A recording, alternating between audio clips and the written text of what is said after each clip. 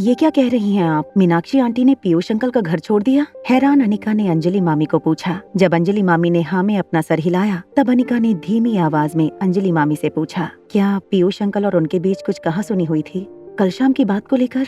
कल जब तुमने मुझे मैसेज किया था तब मैं अपने भाई पीयूष रायचंद के घर गई थी। मेरे जाने से पहले मीनाक्षी ने रोते हुए पीयूष के सामने हंगामा मचा दिया था। तुम्हारी कंप्लेंट करके मीनाक्षी ने पीयूष से कहा था कि तुम एक सरफिरी लड़की हो और मेरी हाजिरी में तुमने मीनाक्षी पर जोर जबरदस्ती की है। मीनाक्षी के मुंह से ये बात सुनकर पीयूष बहुत नाराज हो गया था। उसने कई सारे कॉल किए मुझे, मगर मैंने सोचा कि इस बात को फोन पर न करते हुए अगर मैं पर्सनली जाकर के उसको सारी सिचुएशन समझाऊं तो बेहतर होगा। इसलिए कल काफी सालों बाद मैं अपने भाई के घर उससे मिलने गई। उसे मिलने के बाद मैंने उसको समझाया कि तुमने मीनाक्षी के साथ जो कुछ भी किया वो किन हालात में किया। जैसे ही पीयूष को इस बात का पता चला, पीयूष ने मीनाक्षी को डांटते हुए पूछा कि क्या ये सब कुछ सच था। जब मीनाक्षी की जबान सच बोलते हुए लड़खड़ाने लगी तब पीयूष का गुस्सा उसके कंट्रोल से बाहर चला गया। इसलिए उसने गुस्से में आकर मीनाक्षी से कह दिया, तुम मुझसे इतना बड़ा झूठ कैसे कह सकती हो। मगर बजाय इसके कि मीनाक्षी अपने किए पर शर्मिंदा हो या माफी मांगे, उल्टा वो पीयूष पर चिल्लाने लगी। हम इतने सालों से शादी के बंधन में बंधे हैं, मगर आज भी तुम्हें मुझसे ज्यादा अपनी इस छोटी बहन पर विश्वास है। ठीक है, तो अगर तुम अपनी इस बहन की बातों में आकर मेरी बेइज्जती कर सकते हो तो मैं भी तुम्हारे साथ रहना नहीं चाहती। मैं जा रही हूँ अपने घर हमेशा के लिए। ये कहकर मीनाक्षी घर से निकल गई। पीयूष ने मुझसे कहा कि मैं भी घर चली जाऊं। अभी मीनाक्षी का गुस्सा थोड़े दिनों में ठंडा हो जाएगा, उसके बाद वो मीनाक्षी के साथ बैठकर झगड़ा सुलझा लेगा। मगर मैं इस बात से परेशान हुआ निका कि पीयूष और मीनाक्षी 20 साल से एक दूसरे के साथ हैं। उन्हें एक बेटा है, बेटी है। हमारी वजह से कहीं उन लोगों की शादीशुदा जिंदगी में कोई ऐसी दरार ना आ जाए जिसका भुगतान पूरे परिवार को करना पड़े।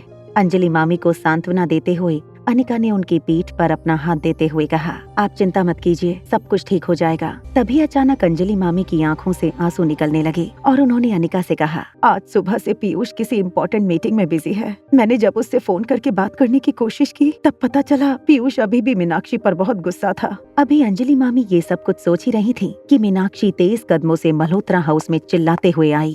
तुम दुनिया की पहली ऐसी बहन होगी जो अपने भाई का संसार बर्बाद करना चाहती है। आखिर क्या बिगाड़ा है हमने तुम्हारा? क्यों हमारी बसी बसाई जिंदगी को तहस नहस करने पर तुली हो? अंजलि मामी ने मीनाक्षी की आंखों में आंखें डालकर उनसे पूछा, क्या तुमने अपने किए की माफी मांग ली पीयूष से? किस बात की माफी मांगू मैं? जानती हूँ कि तुमने अपने भाई के कान भरे हैं, इसीलिए वो अभी तक मुझे घर लेने नहीं आया। तुम क्या समझती हो कि तुम पूरे रायचंद परिवार पर कब्जा कर लोगी क्योंकि अब उस घर में मैं नहीं हूँ? यही तुम्हारी प्लानिंग थी ना? शर्म करो मीनाक्षी, अगर तुम्हारे मुंह से किसी बाहर वाले ने ऐसी बात सुन ली तो हमारे खानदान के बच्चों के साथ कोई अपने बच्चों के रिश्ते नहीं जोड़ेगा। इतनी गंदी और गिरी हुई बात करने से पहले एक बार सोच लिया होता।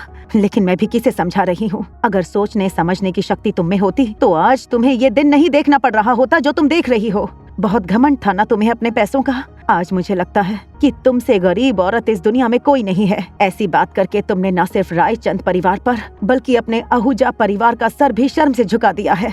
मीनाक्षी अंजलि मामी की ऊंची आवाज सुनकर बिल्कुल हैरान खड़ी उन्हें देखती रही थी। थोड़ी देर बाद अपनी पलकें झटकते हुए कहा, हाँ, तुम अब रायचंद परिवार का हिस्सा नहीं हो, तुम इस भीख मांगे मल्होत्रा परिवार का हिस्सा हो। और मैं जानती हूँ कि तुम मुझे रायचंद परिवार से बाहर निकालना चाहती हो। मगर एक बात तुमसे कह दूं, तुमने और पीयूष ने हमेशा से मुझे नीचा दिखाने की कोशिश की है। ये बात आज मैं जान चुकी हूँ। तुम मुझे सिर्फ इसलिए नीचा दिखाने की कोशिश करते हो क्योंकि हमारा आहूजा परिवार रायचंद परिवार जितना अमीर नहीं है। मगर आज तुम्हारी वजह से तुम्हारे भाई ने इतनी बड़ी गलती कर दी है कि बहुत जल्द रायचंद परिवार हमारे आहूजा परिवार के सामने एक चींटी की औकात भी नहीं रखेगा। जानती हो क्यों? क्योंकि तुम्हारे कहने पर तुम्हारे भाई ने मेहरा के रियल एस्टेट प्रोजेक्ट से अपना इन्वेस्टमेंट पीछे हटा लिया। उसी 30 करोड़ के इन्वेस्टमेंट प्लान को मैं अपने भाई के साथ पूरा करने जा रही हूँ। अब ये डील अशोक मेहरा हमारे खानदान के साथ करने वाला है और आने वाले कुछ ही महीनों में जब इस डील से हमें 2 गुना 3 गुना प्रॉफिट होगा तब देखना तुम्हारे और तुम्हारे भाई का चेहरा इतना गिर जाएगा कि तुम सर उठाकर आहूजा खानदान की ओर देख भी नहीं पाओगे।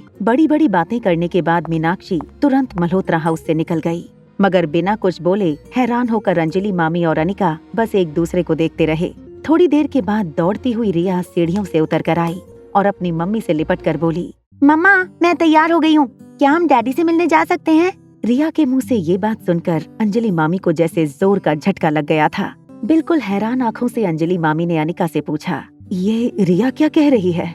डैडी, इसका क्या मतलब है? हाँ, रिया के पापा, सही सुना आपने। अंजलि मामी अनिका का जवाब सुनकर और भी ज्यादा कंफ्यूज हो गईं। अंजलि मामी अपने आप को संभाल कर अनिका और रिया से कुछ कहें उससे पहले अनिका और रिया कार में बैठकर बाहर चले गए। रोहित अपने बेटे आर्यन के साथ मारवा हाउस 2 में रहता था। जैसे ही अनिका की गाड़ी मारवा हाउस 2 के गेट पर पहुंची, अनिका को लगा अब सिक्योरिटी चेक का एक लंबा चौड़ा प्रोसेस उसे पूरा करना होगा। मगर सरप्राइजिंगली गेट पर खड़े सिक्योरिटी गार्ड ने शीशा नीचे करने के बाद अनिका से कहा, मैडम रोहित सर ने हमें बता दिया है कि आप आने वाले हो, प्लीज प्रोसीड। रोहित की छोटी सी जेस्चर ने अनिका के चेहरे पर स्माइल ला दी थी। तभी अचानक कार की विंडो पर किसी ने जोर से नॉक किया। चलती हुई गाड़ी को अचानक अनिका ने ब्रेक लगाई। गाड़ी तेज आवाज करते हुए थोड़ी दूर जाकर रुक गई। जब अनिका ने अपनी गाड़ी के आसपास देखा तो वो ये देखकर चौंक गई कि कुछ लंबे चौड़े आदमी अनिका को घेर कर खड़े हो गए थे। गाड़ी ले जाने की कहीं से उन्होंने जगह नहीं छोड़ी थी। अनिका एक ट्रैप में फंस गई थी। आगे की कहानी जानने के लिए देखें अगला एपिसोड सिर्फ पॉकेट एफएम के यूट्यूब चैनल पर। और एक लड़की को देखा तो के सारे एपिसोड को सुनने के लिए डिस्क्रिप्शन में दी गई लिंक से डाउनलोड करें पॉकेट एफएम ऐप।